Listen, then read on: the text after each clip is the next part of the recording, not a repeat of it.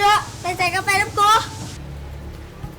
แม่ลูกไปก็บักหำแล่เด้อโอ้ได้กระดองบ่เนาะลูกคอยเนี่ยเนาะ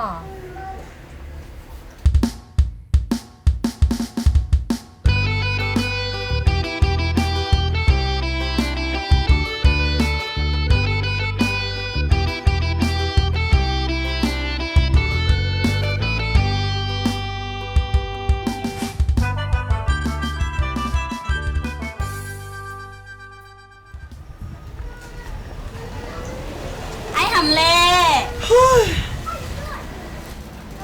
ว้าว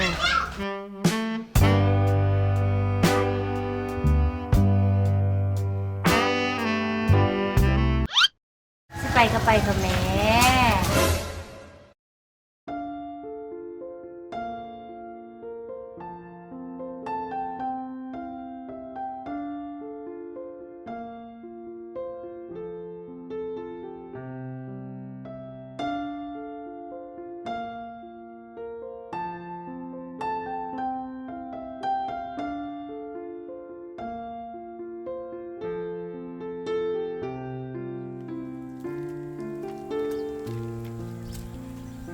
จ๊ะเอ๋เป็นอย่างไรมื้อนี้เป็นอย่างคือเย็นนัดเสาร์แท้ไอ้ทำเล่เขามีแนวสิบอกเจ้าเป็นอย่างไร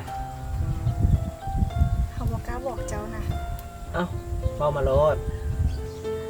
คือว่าอีพ่อสิให้น้องไปเฮียนอยู่ในเมืองเด้อว่าอาดีใจนำเด้อไอ้บ่เคียนให้ใส่บัวหวะก็ดีแล้วเด้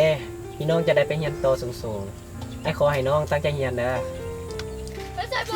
บัวพ่อจะบอกมึงรถชิออกแล้วไปเด้อสิไปเดี๋ยวนี้ล่ะไอ้ทำเล่น้องไปก่อนเด้อเดี๋ยวสิบ่ทันรถไปโดยสวัสดีเด้อ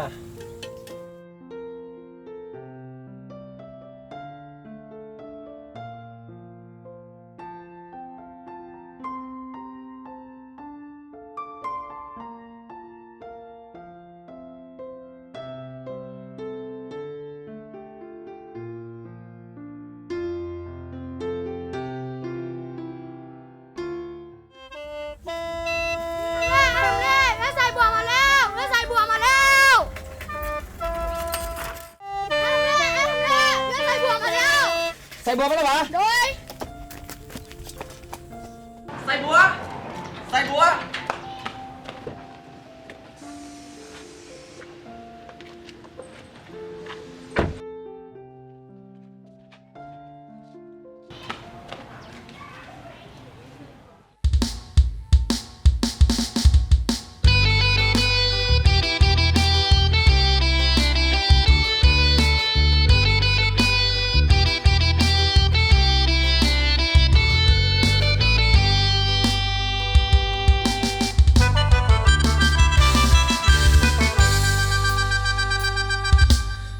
กันมาตั้งแต่ยังน้อยย่างตามก้นตามก้อยกันลงทง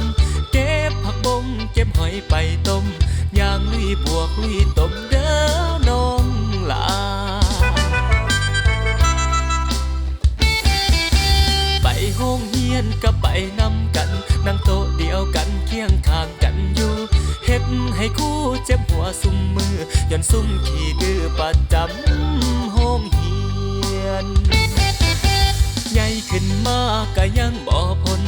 เฮาสองคนก็ยังคือเก่าจนมือหนึ่งน้องพ่อกับเขาอ้ายนั่งเศร้าหงอยเหงาอยู่คนเดียว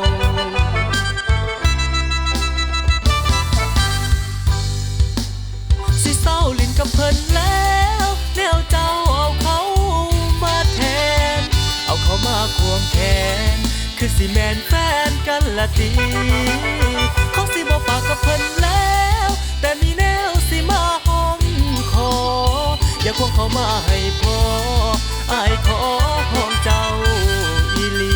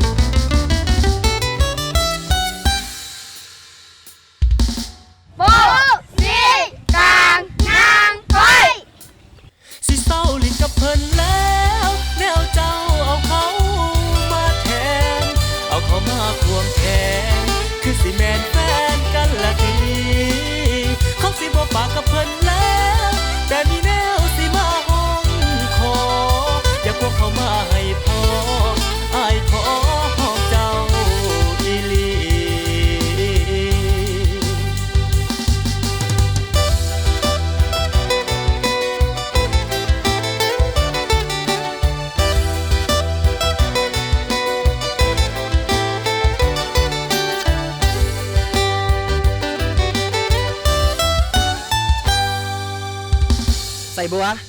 เป็นอย่างน้องบ่บอกอ้ายว่าเราเป็นอันนั้น เอ้าแนวตัวเองบ่ถามเนาะเขาเอิ้นใส่กับบ่ทัน ป่ากับสั้นดีกันเนาะ บ่คนบ่มีเหตุผล บ่ดีแค่ว่าบ่ดีไปเอาตัวกระปิ่งมึงก็ได้ บ่เอ้าบ่เศร้าแล้วเศร้าอีหลี แค่ว่ากันสั้นดีกันเนาะ ก็ได้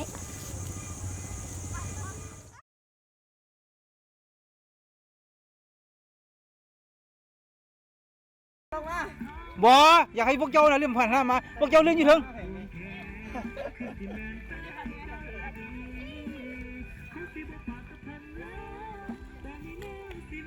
มาเฮ็ดหยังกัน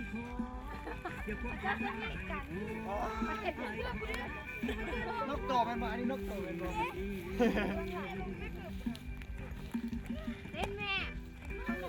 อย่าอยู่ไปอยู่เอากันอยู่ไป